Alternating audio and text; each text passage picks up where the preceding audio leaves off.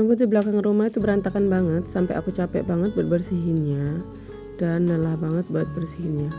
Halo guys, ikutin kegiatanku hari ini yuk.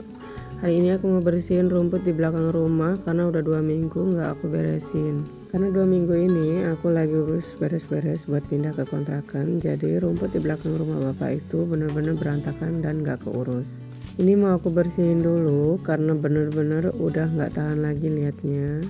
Biasanya itu suami aku yang beresin, cuman karena ini dia lagi sibuk kerja jadi aku yang beresin dan potongin rumput-rumputnya.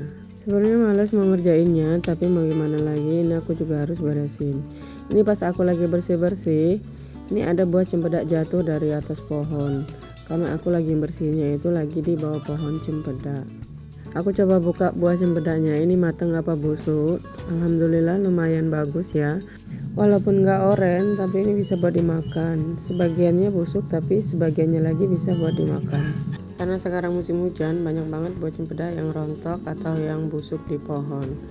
Oke, udah selesai makan buah cempedak, aku lanjut bersihin lagi karena banyak banget rumput-rumput dan nyamuk.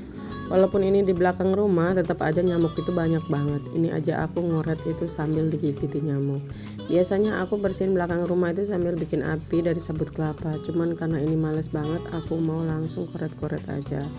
Aku bersihin rumputnya ini sore jam 4. Soalnya kalau siang itu panas dan kalau pagi itu aku masih harus beres-beres rumah dulu. Masak, bersihin, dan cuci-cuci itu waktunya aku pagi. Karena aku sempatnya itu sore buat beres-beres belakang rumah, jadi aku tuh gak pernah namanya nongkrong atau main.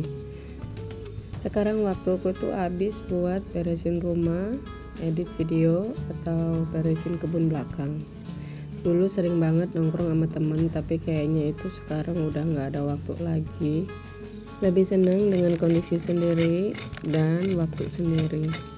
Karena kita nggak harus capek buat cerita atau dengerin cerita orang. Kadang kita kumpul itu sama temen, kita banyak habisin waktu buat ceritain orang lain atau ceritain diri kita sendiri.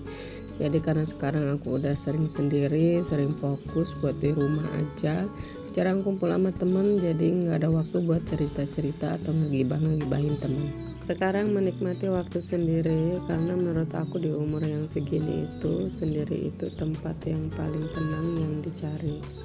Nggak lagi cerita tentang apapun ke orang dan nggak mau dengar cerita apapun tentang orang.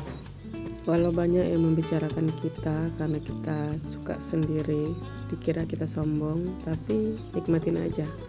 Terkadang waktu sendiri itu lebih berharga ketimbang kita kumpul-kumpul sama teman yang pada akhirnya itu tidak bermanfaat.